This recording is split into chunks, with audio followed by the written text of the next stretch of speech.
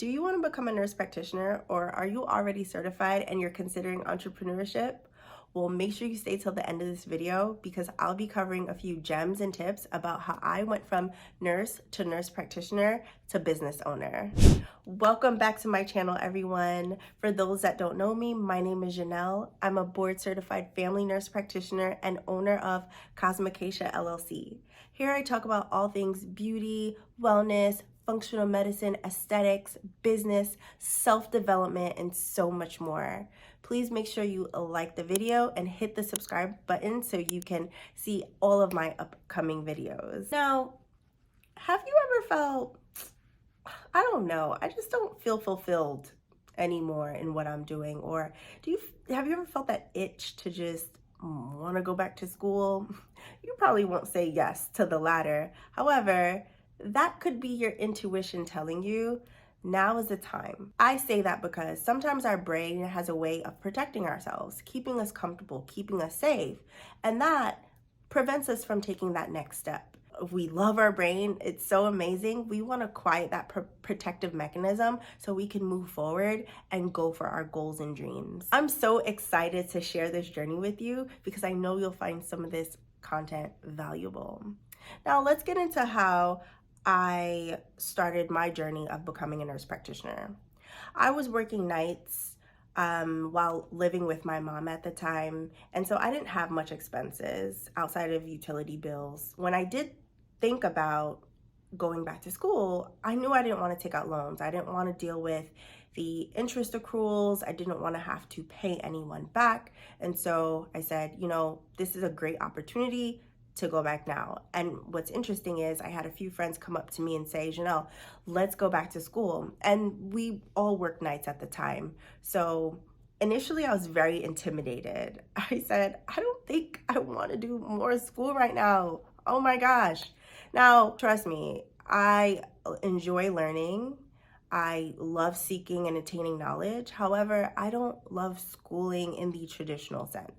And I'm sure a few of you can relate. So the idea of going back was just a bit overwhelming for me. However, when I realized I wasn't going to be doing it alone, I said, all right, let's do this. Let's go for it. And I'm so happy I did. So that is my first recommendation to you. If you do have a set of friends or nurses that you work with that are considering a master's program, do it together because you'll have the support.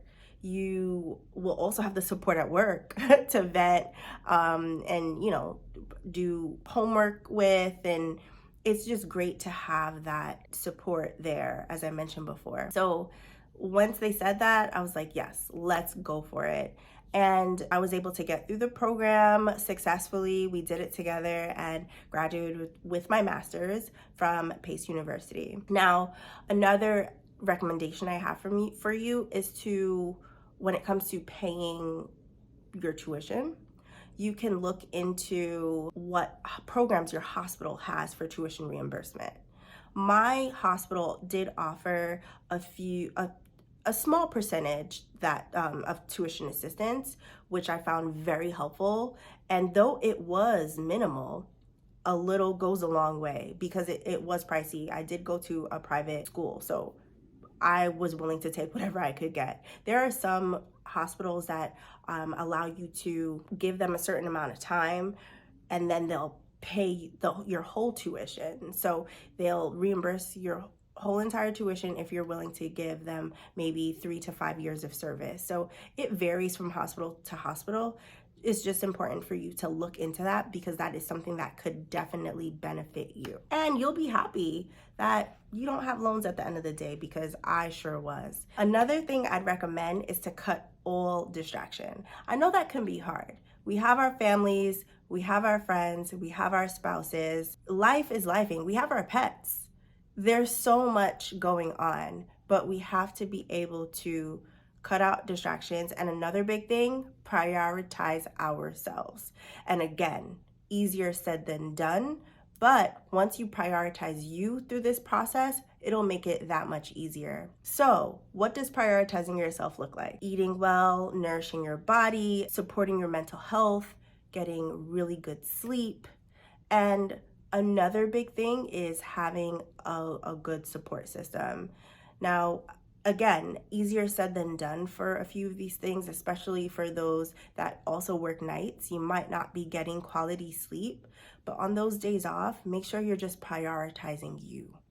However you can fit that in, prioritize you. So you want to be able to create a consistent routine that can support you going to school.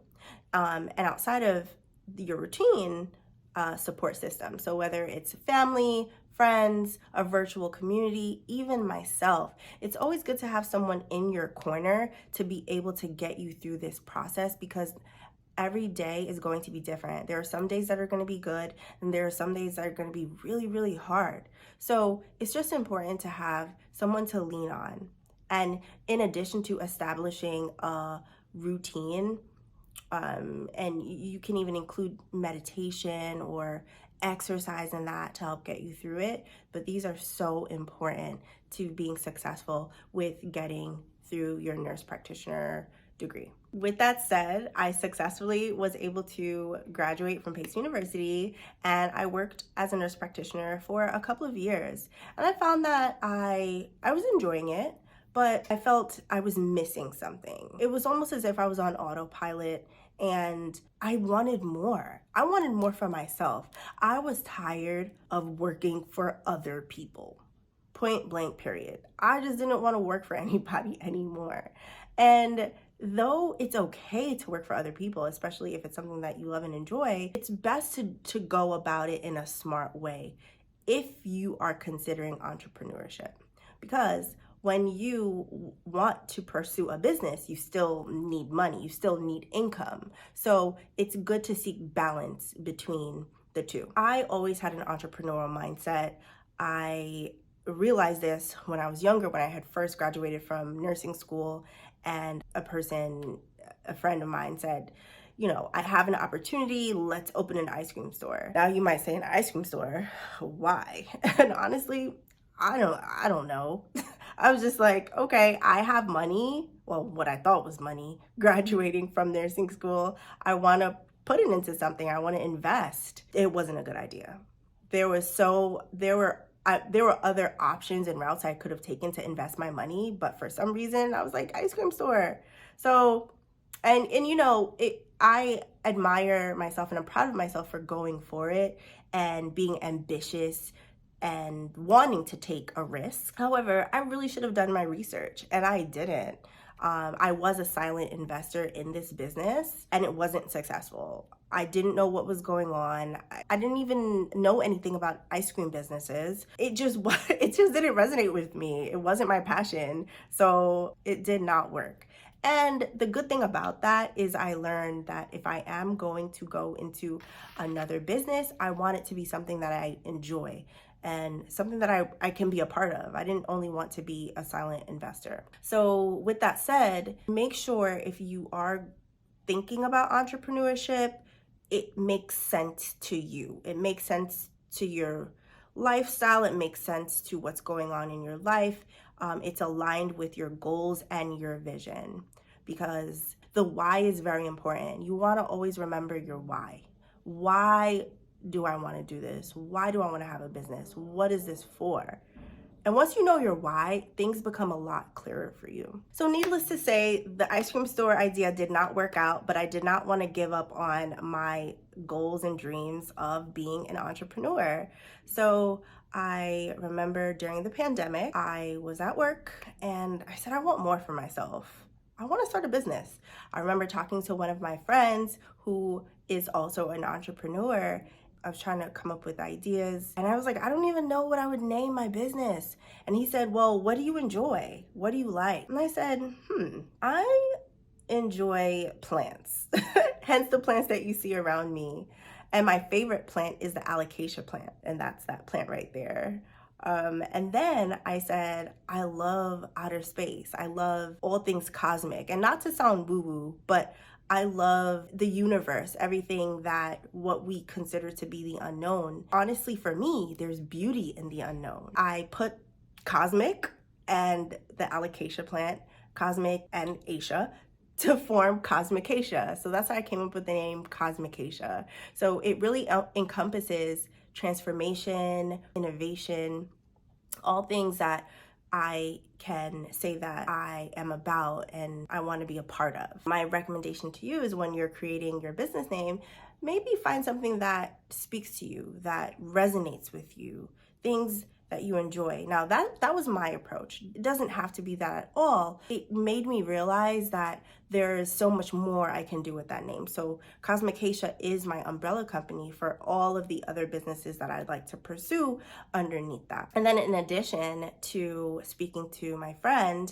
I just want to mention that having like-minded people in your circle is very, very important. He was an entrepreneur. He's gone through a lot business-wise. So it's important to have business-minded people that can help guide you and direct you and put you on the right track. So I was so grateful to have him in my circle at that time. And another recommendation I'd have for you is a life coach. It was an investment, okay, and a big one. Another thing that made me really nervous. However, in addition to creating this business, I needed to work on myself. I needed to work on my mindset. I needed to work on my confidence. And my life coach helped kind of rewire my brain and provide me with the tools to encourage my self-development and transformation. So that's something that I'd recommend. If you can afford a coach in some sort of way, that would really benefit you, because it can give you some even greater clarity on the direction you'd like to take when it comes to your business and how you want to live your life, generally speaking. Top 2 things that worked for me in just creating the idea: having like-minded people and a support system. Very, very, very, very important. Now, as nurse practitioners, as nurses, we have the knowledge, we have the skills to help heal people, but sometimes we want more for ourselves. Okay, so it's an exhilarating feeling, and sometimes nerve-wracking to think, wow, I can have my own business. But there's so much beauty in being your own boss. There is, and you will see how rewarding it is. You're able to give back to your community, but also give back to yourself and live the life that you want to live without anyone else telling you what to do. So with that said, I really hope you took something, a few things from what I spoke about today about my personal journey from becoming a nurse to a nurse practitioner to a business owner. And there is so much more I'd like to delve into about that topic, and we will cover on a future video. But if there is anything else that you'd like me to cover, anything else that you'd like to hear, please drop it in the comments below, and please don't forget to like the video and hit subscribe so that you don't miss any more of my content. I'm so happy and so grateful to have you here today, and I cannot wait to talk to you all soon. Bye, y'all.